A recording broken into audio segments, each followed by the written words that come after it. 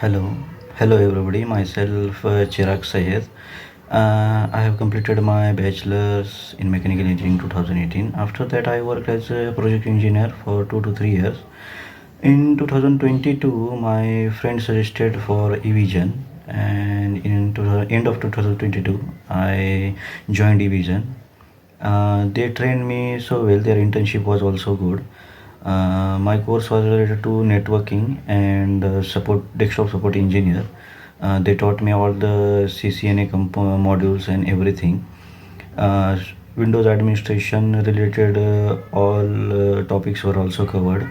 Little bit cyber security related topics were also covered.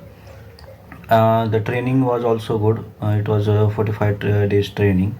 After that, I got a job in Sysnet Global Technologies as a desktop support engineer L1 with 2.5 LPA package.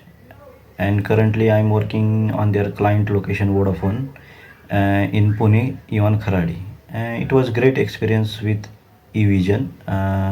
Everybody, Ganesh sir also and Sati ma'am also helped a lot during their all processes, and it was a great experience. Thank you.